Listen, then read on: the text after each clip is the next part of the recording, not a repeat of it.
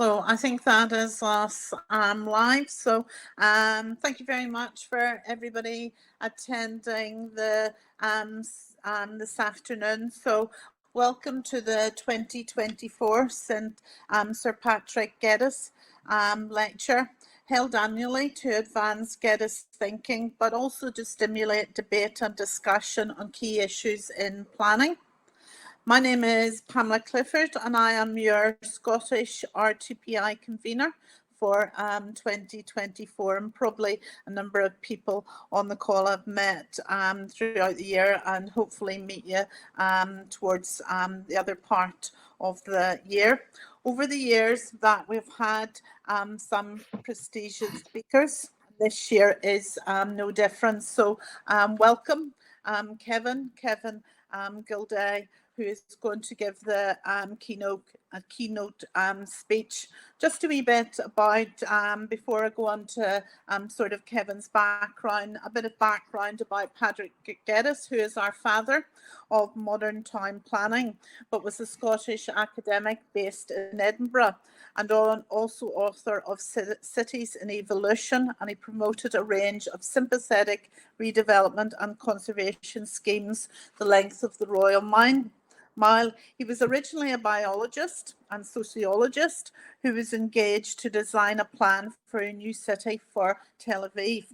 And at that time, even master plans were at the fore, and he was placing an emphasis on pedestrians as opposed to the motor car, as well as a sense of community and civic life, encouraging the use of town squares and planting of greenery. So what we're all trying to achieve now is not new. It certainly has a historic past.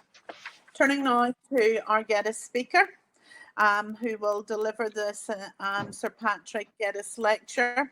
Kevin, you're going to speak about the poetics of planning, how art can shape the future. You're an award-winning poet and performer, and you're from Glasgow. You're an associated artist with the National Theatre of Scotland, as well as a BBC Writersroom Scottish Voice, and one of Scotland's most celebrated contemporary poets. So well done for that. You've performed from Hollywood to East Kilbride, including major musical festivals as well as fringe festivals.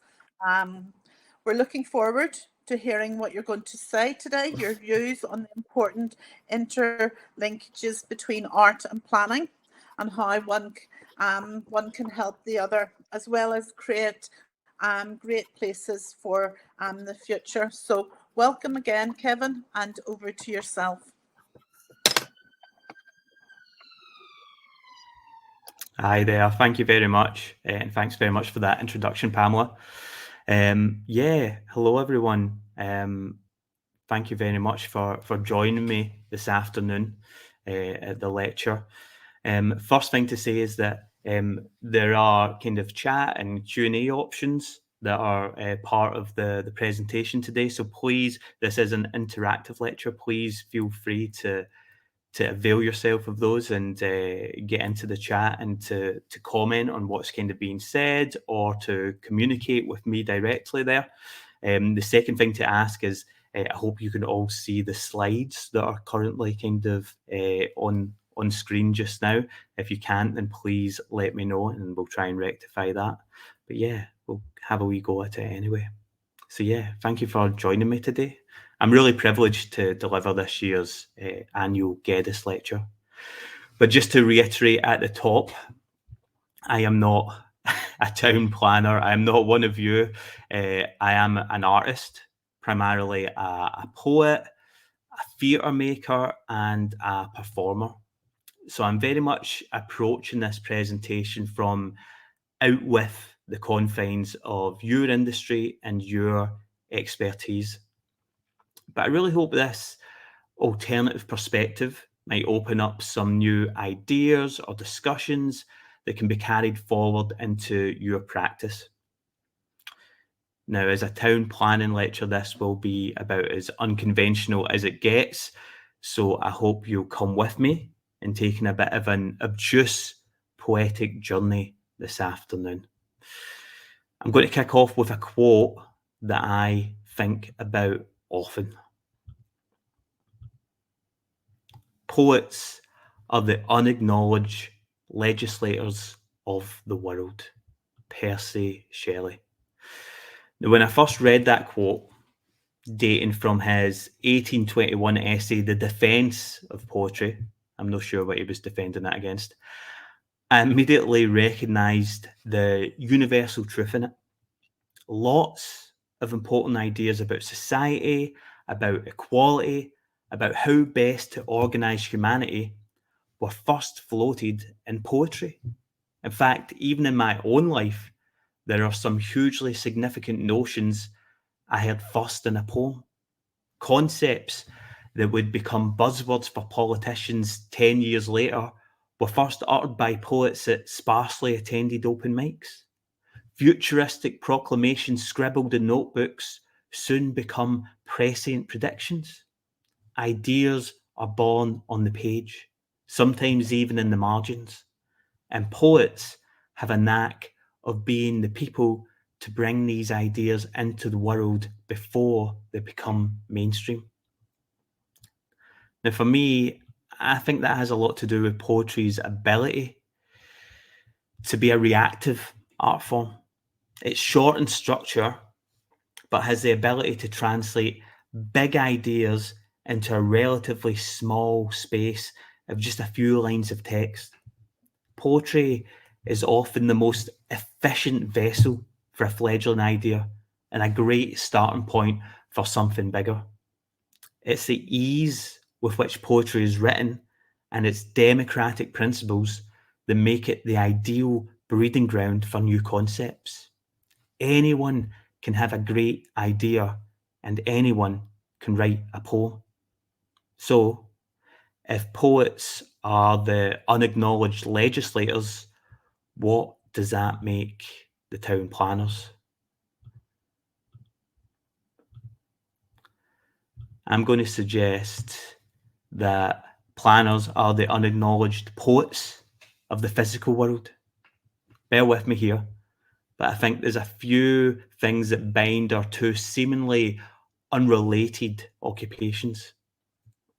A poem, like an urban space, is at its best when it's a journey, when it takes the reader from A to B in an interesting, elegant, and above all, effortless way, when it gives you the impression that it couldn't really exist in any other arrangement than the one you're currently experiencing, that the form you are witnessing is simply how it should be, when the craft is disguised and the hard work hidden away in the back, with only the simple inevitability of the finished product on display. The poet, like the town planner, is the curator of this experience. We decide the architecture of each line in advance in order to elicit the intended emotions. We construct the journey in order to make the reader feel the way we've intended. We are absent from the finished product, but our fingerprints are all over it. We make the journey what it is. In this sense, we are all poets. We may use different materials, different formats, but our intended outcome is the same. We want to take people on journeys. We want them to experience emotional arcs in the everyday. Our pens just go about it in different ways. To prove this point, I'm going to invite you into my world for a few minutes, and I'm going to challenge you to write a poem right now. Yes, I'm being serious. So grab a pen and paper or open a Word document. We're all going to write a piece together. And if you want, you can even share it through the message function, the chat there. I'd really love to read it. It'd be a privilege to do so. So don't be scared. I'm going to give you the framework of this poem and talk you through it line by line. No poetic experience necessary. Okay? Are we ready? So we're going to start off with a simple line, our first line of the poem. I want you all to start with this line, a town is a. So if you could just write that down as the first line of your piece. A town is a. And then I want you to complete that line, but I want you to complete it using the metaphor of a type of weather. So for example, it could be a town is a light spring breeze. A town is a snowstorm. A town is a torrential rain. A town is a whatever it is for you, whatever that conjures up. I want you to be completely creative with it. I want you to let your brain go where it needs to go with it. Don't be judgmental. Don't be a perfectionist. Just follow your creative input and see where it takes you. A town is a, and then a metaphor for a type of weather. So if you were going to describe a town, or maybe the idea or concept of a town, what type of weather would really sum that up for you? So I'll give you just a few minutes to think about that. A town is a type of weather.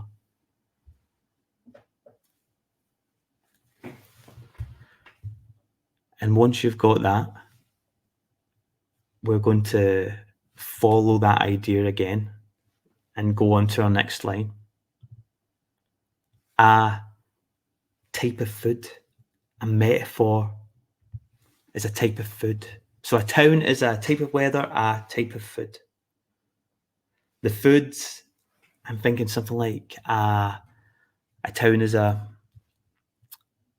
Tesco meal deal. A town is a portion of fish and chips on a Friday night. A town is a curry from my favourite place. A town is a Greggs that seems to be opened all the time. Whatever it means to you, whatever the thing is that comes to your mind, please just follow it and try not to be judgmental of your own creative ideas. I realise that anyone that came along to this lecture today probably wasn't expecting to be forced to write a poem, but here we are, and it's great to be out of our comfort zone and doing something a bit different. So that's our first two lines. A town is a type of food, a type of weather, a type of food. So once you have those, we'll move on to the next line of our poem. A planner is a, and this time I want a metaphor of a type of art. So a planner is a watercolour landscape, perhaps, or a modernist sculpture, or maybe it's music. Maybe a planner is a piece of classical music, or a banging dance tune. It could be up to you. However you see yourself, and I think that this is a great opportunity to put your individual kind of outlook into it. This is how you see yourself as an individual, but also maybe how you see your industry within a wider context. So a planner is a, and then a type of art. What type of art really sums up what it means to be a planner to you?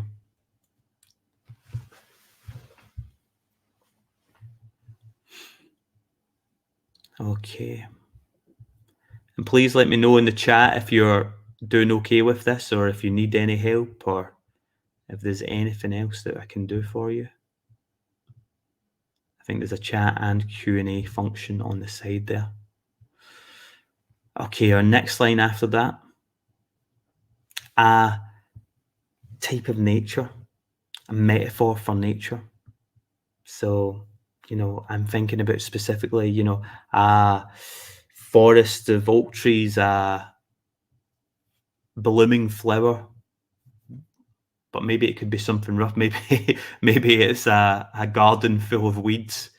What's the thing that sums up what it means to be a planner, using nature as a metaphor? So have a think about that, and those are our first 4 lines there.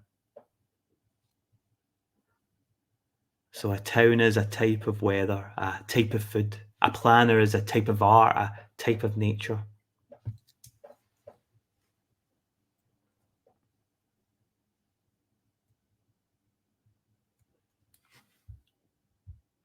Great to hear people are enjoying being taken out of their comfort zone.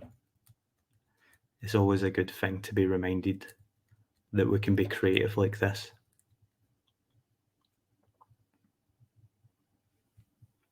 Okay. Once you've got those 4 lines, we'll move on to our next line. The process is, and this time I want you to describe the process as an adjective and then an animal. So an animal and then the word that describes that animal.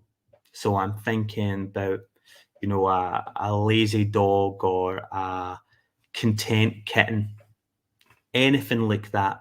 We're looking for the animal and then the word to describe that animal. It could be something more exotic. Maybe it's a fierce tiger, a sleepy sloth, whatever you feel kind of sums up the process of your work. This is usually the point where people get very creative, and I usually learn about a new animal or two.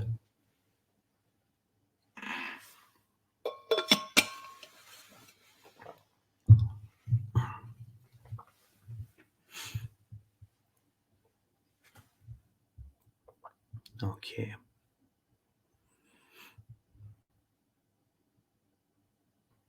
So once we have our adjective and our animal, I want to follow that thought again with our next line. But this time I'm looking for an adjective and then a colour.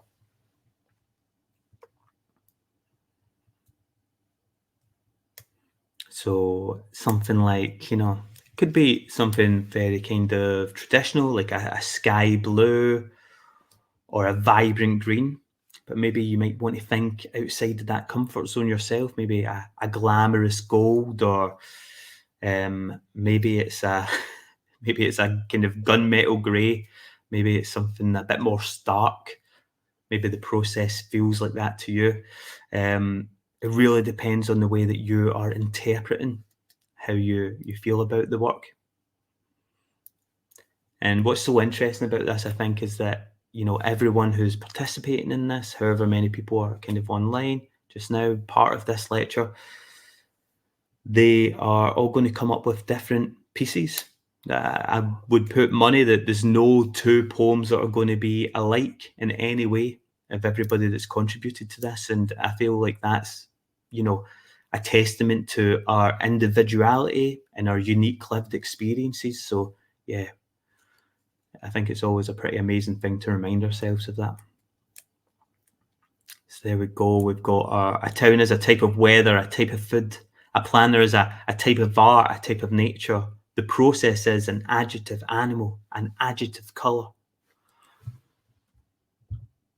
And we're going to finish off with one line, and I'm going to open this up to you so you can use whatever metaphor you want or however you want to finish off the line in any way.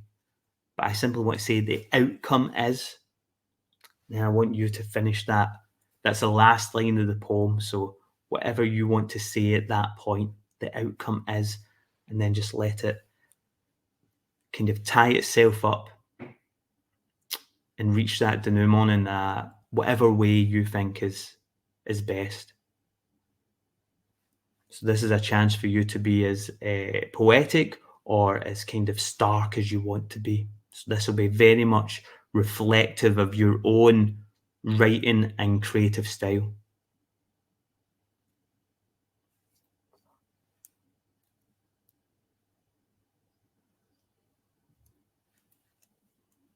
So there we go. That is the finished structure of our poem there. And I hope that you've managed to have a go at that. If you have, and you'd like to share it, if you're feeling brave enough, then if you want to post it in the chat, then it would be amazing to read it there. I don't think there's an anonymous option, so your name will be there, but you should be proud of your work. especially when you weren't expecting to write a poem today. It'd be brilliant to be able to read some of them. But yeah, here's one that came to me earlier when I was preparing this. I'll read it for you now. A town is a never-ending drizzle of humanity, a lived experience tapas menu. A planner is an unfinished symphony, a hedgerow holding back the tide. The process is an unreliable swan, a burnt copper. The outcome is alchemy, always. So that was the reaction I had to that prompt, and kind of thinking about what it means to be a town planner, and how you might see yourself as part of a wider society and in the world. Oh, here we go. Here's one that's came through. Let me just read one of these out, because I think it's great to be able to read other people's work. A town is a comfort of watching cartoons after a whole day at school. A town is the taste of mac and cheese. A planner is a catalyst in a chemical function, is a conductor in an opera. A planner is the topography lines. The process is like an insistent and screaming monkey. A green grass. The outcome is a circular platform with no end. Oh, I love that last line. Absolutely fantastic. And the process being a screaming monkey, I feel like that has a lot in common with a lot of writing and a lot of poetry writing and theatre making. Definitely trying to hold on to that and find the space to make it do what you want it to do. It's brilliant stuff there. Here we go. There's another one. I'll just read a few of these just now so we can get a flavour for them. A town is a shower of ideas, a buffet of choice. A planner is a tapestry, a riot of colourful spring growth. The process is a hive of bees, a rainbow. The outcome is an ever-changing kaleidoscope. I love that. The process is a hive of bees.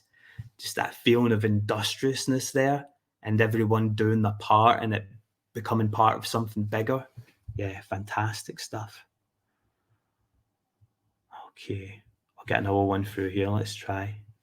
A town is a warm, breezy day, a dish of paella on holiday. A planner is a mosaic, a variety of wildflowers. The process is a sprightly Springer Spaniel, a zingy orange. The outcome is a jigsaw piecing together all the parts.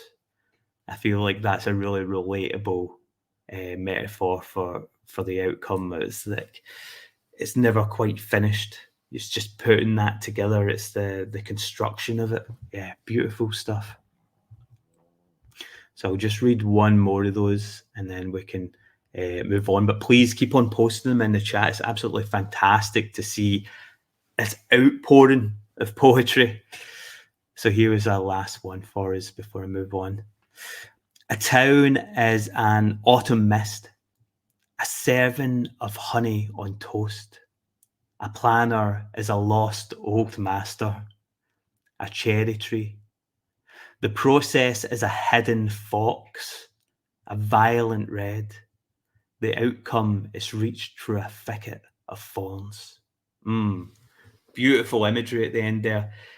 And especially that hidden fox line, I feel like that is such an accurate kind of representation. It's a kind of obfuscation of something, isn't it? It's like it's there and it's beautiful, but it has to be tracked and it has to be seen. Yeah, brilliant. Thank you so much, everybody, for sharing your work there. Really, really beautiful to see all this poetry coming together. And I think the magical thing about these poems is that they didn't exist a few minutes ago. They are new to the world. and the product of your creativity and imagination. And I think it's important for everyone to regularly reconnect with that innate creativity, which I'm sure was a driving force behind your decision to be a town planner in the first place. No one goes into a job because they love the paperwork. We go into a job because we love the idea that we can create something new, that we can make things better. It feels important to reconnect with that love of creativity every now and then. And I hope our little foray into poetry has helped put that back on the agenda for you. Now, a lot of people will accuse me of being overly spiritual when it comes to making art, but I truly believe you need to be a poem whisperer in order to create the best work. You have to listen closely to what the piece needs. You must ask the poem what it wants to be. We can't impose our will on it. We can't make it something it's not. It will decide if it wants to be a short rhyming piece or a series of couplets or an experimental free verse exercise. The idea leads the execution. And so I think it is with planning projects. Although the circumstances are different, it also has an ideal form that must be uncovered through a series of conversations with the piece. And we have to listen more and impose less. In this instance, I feel like it's the voice of the community we're looking to listen to. And not just the loudest voices doing the shouting, but the whispers of the community, the background noise that you need to focus on in order to translate. I'm sure everyone here will have horror stories about projects that went awry because they didn't properly communicate with the community they were working with. They didn't listen, didn't ask questions, and instead imposed their will. And that is always a recipe for failure in art, in planning, and beyond. Unfortunately, I think that it's a pretty common concern in deprived communities throughout the country. The fact that the people making the decisions about the built environment we inhabit daily do not live in these areas, nor often care about the inhabitants. That they are not listening to those whispers emanating from the community, but are instead deciding in advance what it is people want and need. We will never know better than the people themselves. This, unfortunately, I think is why town planners are often treated with suspicion or are seen as dangerous to the needs of a community. And it's not without due cause. This is a suspicion learned through harsh experience. So let me share a poem with you, which I feel maybe illustrates a little bit of this distrust. It's called Architects. Someone, somewhere, a meeting. Pale sandwiches upon a plastic platter. 2 jugs of water, sentinel. A single wall illuminated by the beam of a stuttering projector. This is the room where boring men decide the future, shape policy from the bones of data, read graphs like tarot cards. This is the room that determines the shape of things to come.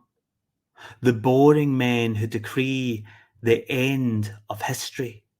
Again, the planners, vandals, strangers to these streets, changing lives between mouthfuls. Now, of course, you will say, that's not me.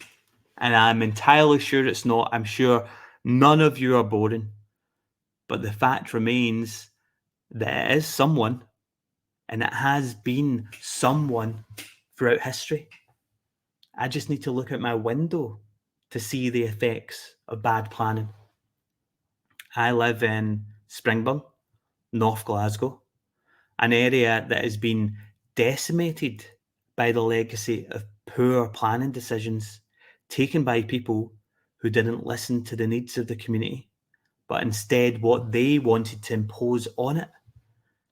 What was once a thriving and independent neighbourhood has had its housing stock decimated, its architecture vandalised, and its streets destroyed to make way for new roads built for the convenience of residents of other areas. Now, when someone says they are redeveloping something in my area, it's seen as a byword for civic destruction. The built environment of the place has been so damaged over the years that the residents expect nothing less than further destruction. And this expectation is important because it affects the minutiae of people's lives. It affects how we see ourselves. It affects the stories that we internalize about ourselves. In this instance, the narrative is that we live in an unimportant place that can be torn down at any time. So we must be unimportant people. And a lifetime of internalizing that negativity is a recipe for widespread social issues. And this is the importance of urban planning in our day-to-day lives.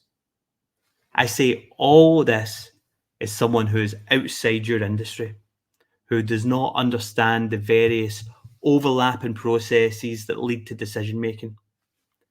But I know my lived experience. I know how it feels to inhabit a place that has not been listened to.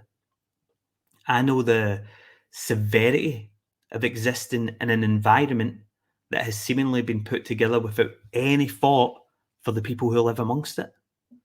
It is a clear call that some people are simply more important than others, and that anywhere is more important than here. That's why we need you, principled, passionate planners, to tap into your inner poets and continue creating environments that listen to the needs of the communities you are shaping. When you are gone, when that project is finished, the legacy remains, good or bad. It will shape the lives of countless people and colour the way they are perceived from the outside, but also how they see themselves. And that is your power. That is your art. I might write poems on paper that can invoke ideas, but yours is a living canvas imbued with history and memory and potential. Now, this is a poem of mine I'm going to read for you now that invokes the reality of living in an area that has been marginalised and forgotten, that is existing in the memory of what it used to be, but also the resilience of the people who call it home. It's called Excess, brackets, noun.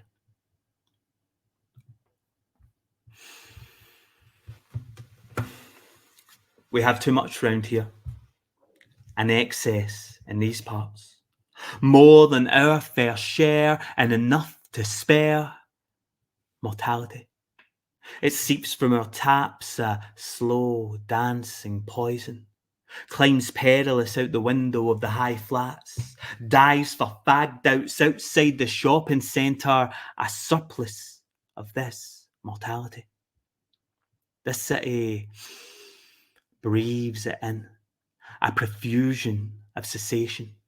Particles plunged into the air from ancient factory pipes laden with asbestos, an industrial nightmare oblivious to the winds of change.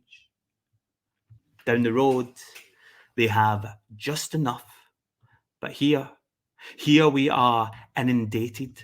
This Glasgow effect that turns beloved sons to drug addict statistics, that strips a diet down to tins and boxes a glut of this mortality. Your mum would always claim she didn't have a favourite, but it was definitely you. we could tell as she put you in the ground. Our dear green place is fertilised with the bodies of the forgotten. Your membership to that Tuesday morning methadone crew, your nerves jangling until one day they didn't. And no one can tell us why we keep dying, why there's a funeral parlour in every scheme, why our wake outfits hang heavy with expectation on the back of bedroom doors. So we learn to wallow in the waiting, biding time till our turn, scanning the evening Times obituaries, memorialising colleagues and classmates, faces revealing themselves from foggy memory like a brass rubbing. Right enough, big man wasn't looking too good last I saw him. They don't seem to have an answer as to why it resides here. Our Asbo neighbour, aggressively lurking at the closed door. Funny how this excess sits neatly in a postcode like a stray. And for the life of you, for the life of us, no one can say why. What should I say to the teenage mothers pushing firstborns in second-hand prams? Babies fed on mould and spores, expectancy stunted, a lifetime interrupted by this exorbitant mortality. And I wait every day for this invisible force to add me to the graph, an outlier, marking the trend beside family and friends, our little crosses, recorded on a whiteboard, a sociologist's nightmare. I dispute the details of my mother's death certificate. They did not record poverty, a lifetime of it as cause. But round here, they call it excess mortality. They call it inevitable. They call it life. If they had the courage, they would call it what it is. They would call it genocide. Thank you.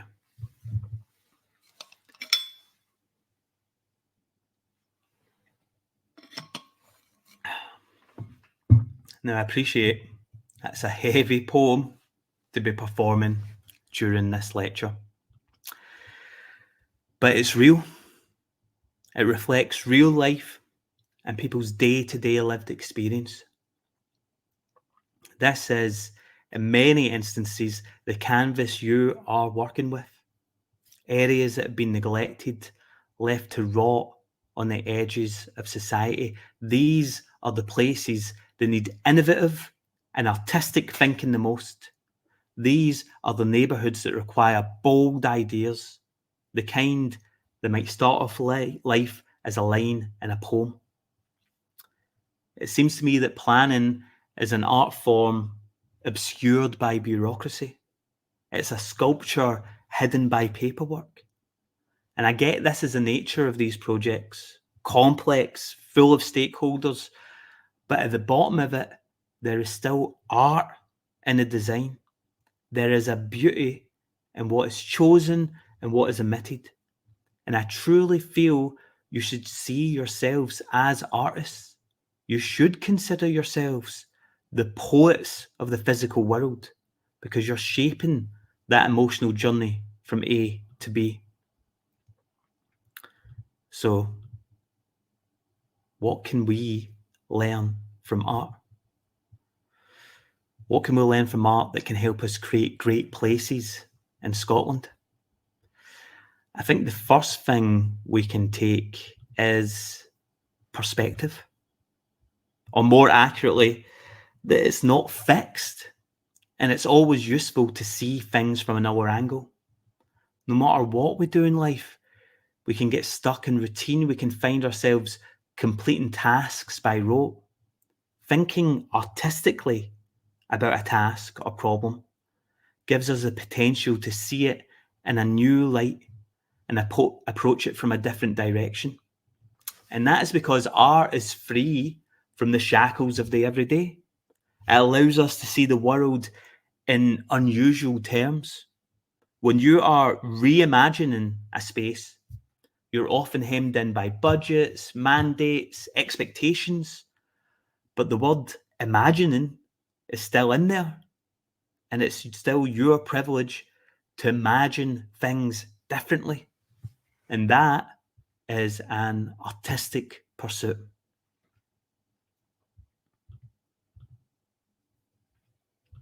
Expectations. Planning should surprise just as art does. It's an opportunity to delight the user, to engage us in the unexpected. We love art that subverts our expectation, that takes us in an unforeseen direction. I think great urban planning can do the same. Delight can be hidden around every corner. Joy can be imbued into the shape of things. The experience of being alive isn't simply to function, but to enjoy the moment, to not just pass through, but to live through. As artists, as planners, we can bring that joy into the everyday with our work. We can create the circumstances for a moment that stands out from the mundane. Art is not an afterthought. I'm sure it's already an entrenched part of your practice, but the incorporation of art into place shouldn't be regarded as an afterthought. So often we see community art tacked on with a tenuous link to a place's history. And it's such a missed opportunity to collaborate with artists right from the inception, to build art into place in an organic way. Every area of the country has its own rich artistic history that can be tapped into. But equally, there are generations of new artists emerging all the time. The past doesn't always need to be our touchstone when we have vibrant, expressive artists coming through. So take a risk. Take a risk on them to say something compelling about the places they stay. Empathy. Empathy is one of the most important yet overlooked aspects of any artistic practice. Poetry, particularly, is its very best an empathy machine. You go into it as you are, and you come out the other side changed. For a few lines, you live someone else's life. For a few lines, you walk in another's shoes. You understand the experiences of a stranger, and in doing so, you build empathy like a muscle. Now, this is a vital component of being human. Our ability to imagine a stranger's lived experience, their triumphs, their dreams, their hardships. That's the benchmark of humanity. Empathy, always. It should be imbued in every aspect of what we do. We should constantly be seeking to understand the lives of the people we are looking to connect with. And art can give us the blueprint for this. There's no reason why planning can't cultivate a similarly empathetic response that places people at the centre of the practice. And finally, don't be scared to make a statement. Art stands up and says something engaging about the planet we inhabit. It tells us a story about our place in the world. It is brave and bold and sometimes provocative. Why shouldn't our spaces be the same? Why should we accept the mundane and passively functional when we can have the exceptional? I know that we're all up against a system that is looking for cheap, easy, and replaceable. But if we see ourselves as artists in the world, no matter our job title, we can find ways to contribute to the improvement of people's civic life. You are the poets of our streets. It's up to you to listen to the whispers of the community and decide whether we're in need of a beautiful sonnet or a stark stanza, a groundbreaking epic or a perfectly formed haiku. The poetry you write with your planning will be read for years to come. It will be committed to memory like a great verse, repeated for future generations. We are all artists. Me with my pen and paper and microphone, you with your pen, paper and plans. I'll leave you with one last crossover between our interlinked worlds. The Scottish Poetry Library was opened in 1999 and is located just off the Royal Mile. It's a free resource for anyone who'd like to find a quiet space to read great works and luxuriate in language. For me, it's one of Scotland's outstanding cultural institutions. There are many famous lines of poetry incorporated into the architecture of the building, but there's one that always stands out, carved into the paving stone just before you cross the threshold. By leaves we live. The words of none other than Sir Patrick Geddes, who we are commemorating today with this lecture. A timely reminder that poetry and planning can go hand in hand and inform each other with meaning and grace. A reminder that we are all poets attempting to write a better future for the world. Thank you very much, everybody. I'm just going to put the details up here. So if anyone wants to have a look at my work, that's my website and also my social media handle. But thank you once again for allowing me to take you on a journey today and to have a chat about these things and to talk about something that I'm really passionate about. I would pass back to Pamela now. Cheers. Thank you very much, Kevin, and thank you for that such inspiring lecture for us and a lot of sort of takeaways for us. Often planners are head down, bureaucracy, performance figures, and sometimes we have to reflect, why did we come in to the job? And it is to make a real sort of difference. Loved your reference to we're the unknowledged poets of the physical world, but the importance of community.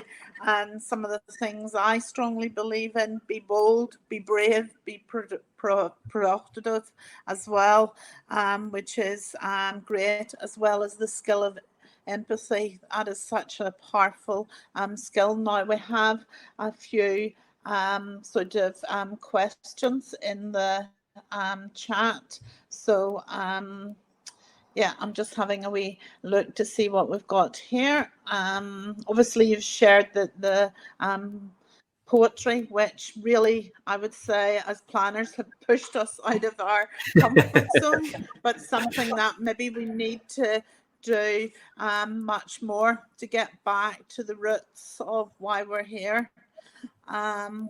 So we've got yeah, people are saying, love the end point, a wonderful full circle back to Geddes, which is why we're here. And all the stuff isn't new. It was there many years ago through Geddes, and it's about finding that again. And maybe sometimes planning have lost their way. But hopefully we can capture that again. So again, wonderful talk, bold, brave, provocative. There. I'm not seeing any sort of questions on that. I suppose, Kevin, maybe one from myself is, you know, we have a variety of people on the lecture today and come from different backgrounds, but certainly I come from a local authority background, and it is very much driven by the financial side at the moment. And how can we inspire are sort of leaders, and I like to think I'm a leader in a council, but maybe when you have chief executive, other sort of chief officers of other sort of services, how do you inspire them to sort of get back to their roots? It's a very good question. And I think it's very hard because sometimes people kind of live within a certain bubble and they're not experiencing things. I think that it's about trying to get people to actually physically visit these areas that we're talking about and actually be in the space. I don't think there's anything that can be more effective than actually just seeing things outright. So I think it's extending invitations to come and kind of be part of community groups or come to kind of local debates or any kind of, smallish community kind of outreach. I feel like that's actually where we see the reality of things. So often people are just, it's not that they don't care, it's just a level of disconnection. And that disconnection sometimes is just atrophy. Sometimes it's just being separate for so long. And I totally understand that. But it's almost like we need to kind of rejuvenate ourselves and go back into these spaces and go, oh, well, this person's telling me this thing, this first-hand piece of knowledge. And that is way more important than, the data that I'm trying to kind of coalesce into something. I feel like that anecdotal thing is really powerful, actually. Okay, thank you, Kevin. I will take that away with me. A question here is about people often see art is often dismissed by people as being mundane, and it makes reference to middle class educated folk. Why would people less endowed and living in perceived difficult places believe in what I consider art or an important craft skill? Just I suppose, the power of it. Yeah, I mean, it's something I've came up against personally, and I totally understand that point of view. And the real sadness of that is that often when you try to incorporate art into a deprived community, that there's a suspicion about it, but that suspicion is based on a kind of internalized feeling that they don't deserve it. That it's a what are you doing here? Why are you here? Like, this isn't a place where this kind of thing happens. So the process isn't just about, oh, here's some art for you and just dropping it in and just putting it in the middle. It has to be that the art is being constructed with the community. It has to be informed by the community. It has to listen to the community, and they need to be able to see themselves in it. Because I completely understand that point of view. That I can say, oh, well, I really love brutalist sculpture. Here we go, bang, put it in the middle of an estate. Well, nobody else cares about it. It needs to be something that is informed by the community that they can kind of see their reflection in some way. And obviously, I'm talking about physical art there, but it could be, a poem, it could be a song, it could be whatever way that we can kind of bring an idea of civic pride back into a place. But yeah, I totally understand that, and I've experienced that firsthand. It's so hard to bring art into a place because people are just not used to it, and they don't feel like it's for them. And there's a lot of convincing that needs to be done to get to that point. Thank you, Kevin. Probably the last question again is around resources, which is a big theme in planning at the moment. And I suppose the resource issue makes it really difficult for people, especially planners, to spend time in the places they plan and also just to reflect on it. Sort of any tips that you could give us planners that are under a bit of pressure, just to sort of find art and get back largely to our roots?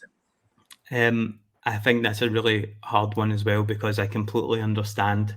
I mean, the arts are obviously falling apart from lack of resources just now, and I feel so many industries and, you know, important institutions are as well.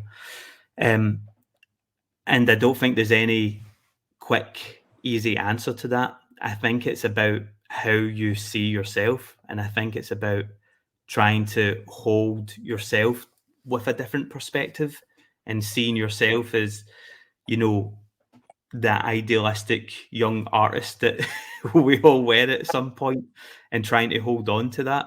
But I completely and utterly empathise with that feeling of not having the time or the resources to be able to really get into it.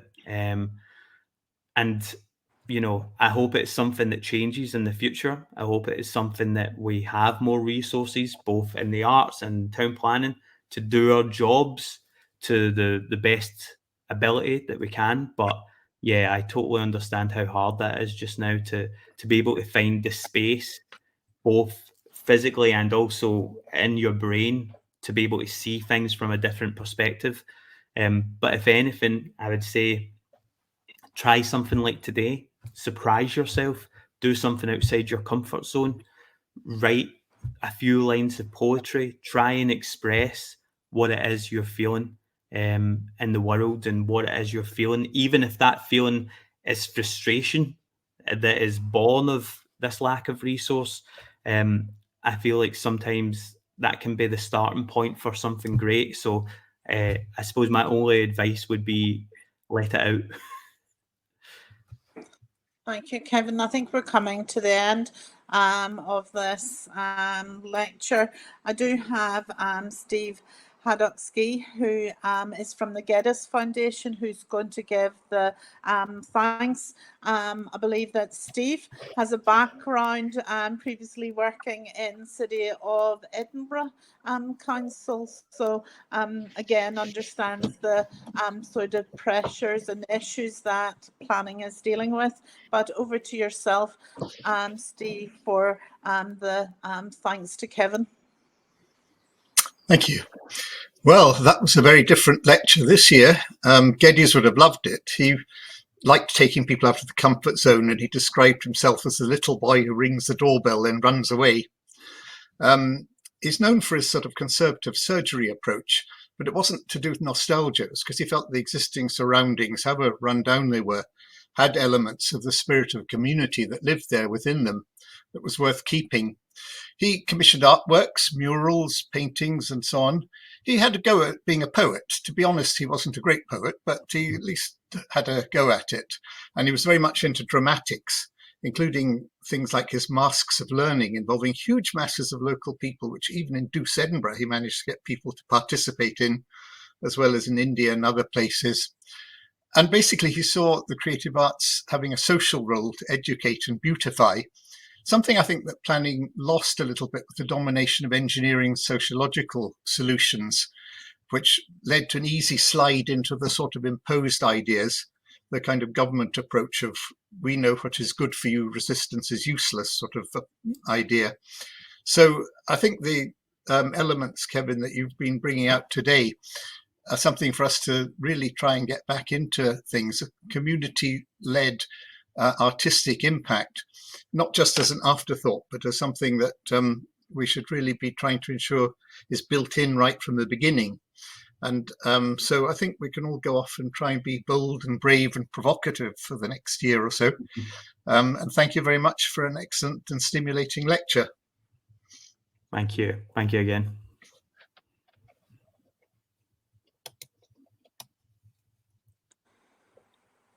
Thank you, Kevin, for today. Really, really inspiring for us. And as I said, something for us all to take away. But thanks again. For everybody on the lecture, it has been recorded, so you can watch it back. It will be going up on YouTube very shortly, so you can watch it back. But also, please spread the word to to colleagues, friends, whoever, to watch the lecture, because I think it's not only for planners but for other professions as well. But thanks again, Kevin. Thank you. Cheers.